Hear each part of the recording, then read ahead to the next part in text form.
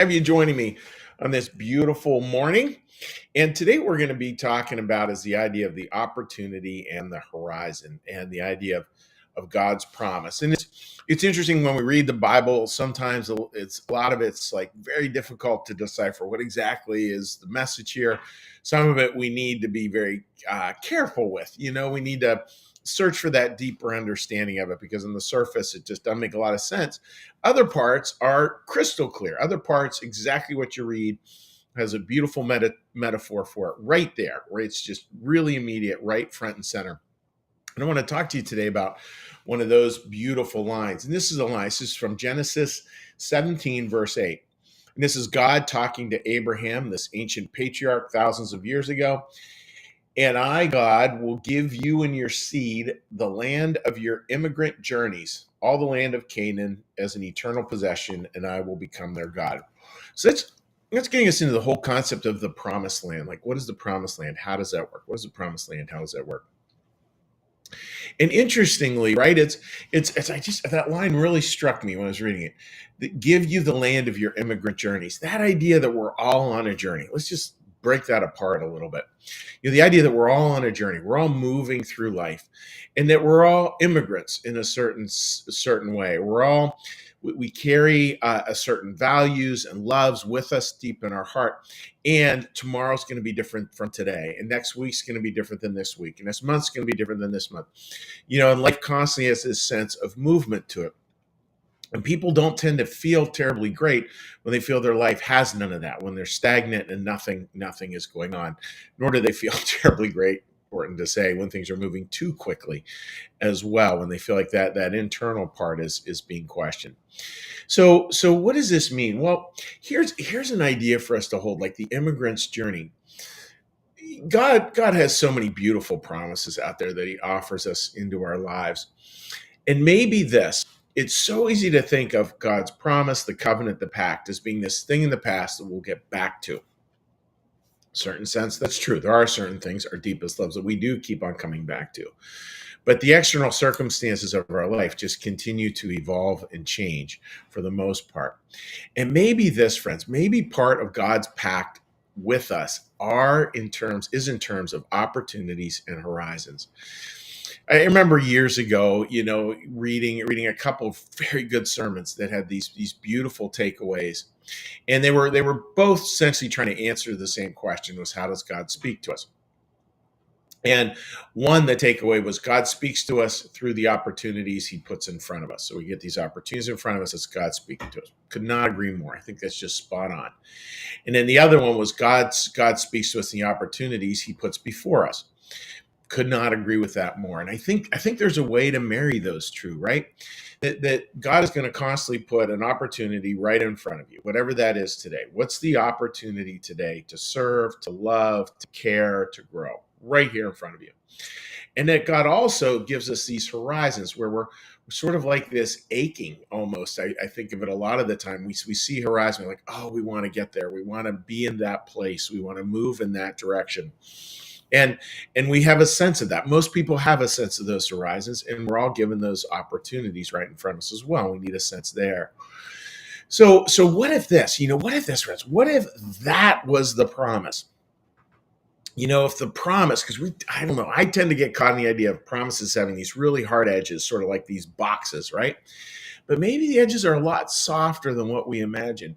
Maybe really the promise of God is that, yeah, this is what I'm going to promise you. I'm going to promise you, you're always going to have the opportunity right in front of you to do something loving, something caring, something of service. You're always going to have that opportunity right in front of you, including with incredibly challenging people and people you just love like nobody's business. You're going to have both. And maybe God is also saying, and this promise, and I'm always going to be giving you a little hint towards a horizon, a hint towards a direction that you're supposed to go. Now, no doubt some of us listening to this today are like, yeah, but boy, I'm really struggling. And I just know that, this just isn't working. I have no sense of forward movement. I'm just stuck and I'm sort of caught in something behind. But maybe that's a way, even that can be part of a promise, because why would we feel disquiet unless we had a sense that there was something beyond that? I mean, if it was just all about we wouldn't feel disquiet if we were totally happy with status quo things in our lives. So today, I mean, the takeaway is kind of a fun one. Think about God's promise to you, God's covenant, the Lord's covenant, being that He's going to give you the land of your immigrant journey. In other words, He's going to give you this field, so to speak, and it's a field that's filled with opportunities, of which you will have many today, and this field that is filled with these beautiful calls to horizon after horizon after horizon, and you will sense that today as well. So maybe today, just try to marry that. Try to marry the opportunity in front of you with the horizon that's way out there that keeps you moving in a certain direction. So I hope that makes sense, friends. And may you have a day filled with opportunities and filled with horizons as well. So, with that, let's get a little breath, and we're going to now do what we do every day. And for those of you joining us the first time, this is where we slow things way down and sort of get to a more meditative, calming part to the day. And then we'll close that by saying hello to folks on social media. So please join me. So let's all start with a big breath.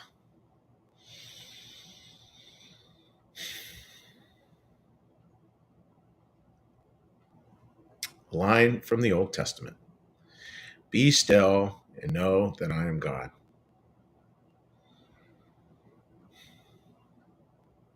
Be still and know that I am.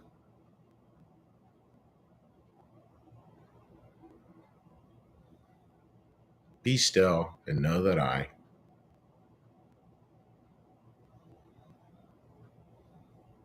Be still and know that.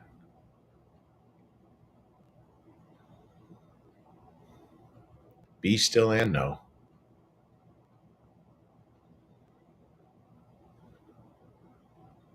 Be still and.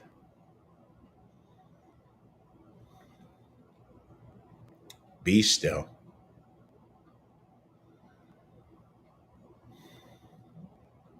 Be.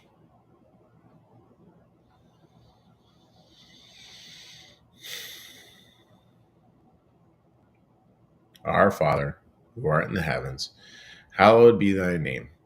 Thy kingdom come, thy will be done, as in heaven, so upon the earth. Give us this day our daily bread, and forgive us our debts, as we also forgive our debtors. And lead us not into temptation, but deliver us from evil. For thine is the kingdom, and the power, and the glory forever. Amen.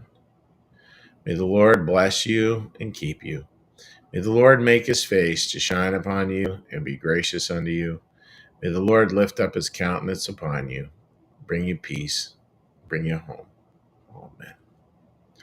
All right, dear friends, let's give a little cheery hello here on social media to folks.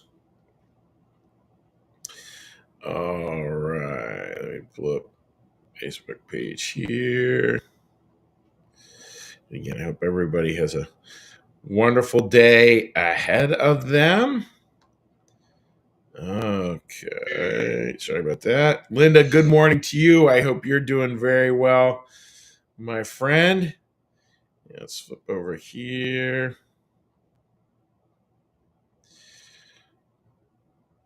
All right, one other comment over here, which would be Marcus. Good morning to you. And my buddy David. David, good to see you joining us as well.